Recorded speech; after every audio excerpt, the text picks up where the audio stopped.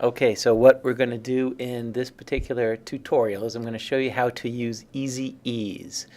So basically we're going to animate this guy and we want to smooth out the motion.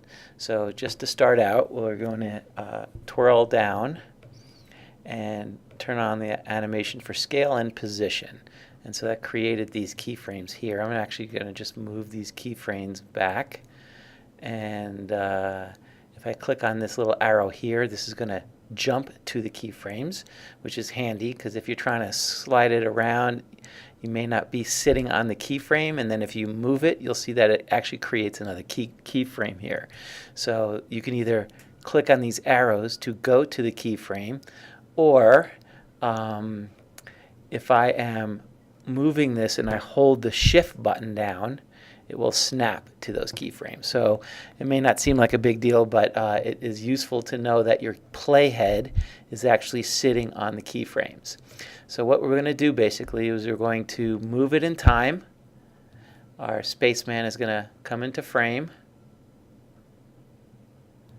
And notice that it created a keyframe for me because I just moved it wherever that was. And maybe I'll put this in the middle and move him up here a little bit. And then let's go ahead and hit play and see what he's looking like. Okay, you see how when he hits hard at the end over here, watch him land in this position. It just lands very hard. And so if I control click or right click on that keyframe, you have this keyframe assistant. And if I select Easy Ease, what that does is that it will make it a slow to stop. Each one of these things is a frame. You see those dots? So notice that there are more dots as I get to the end. So what that's doing is it's slowing down as it gets to the end here. So let's go ahead and hit play and watch what happens.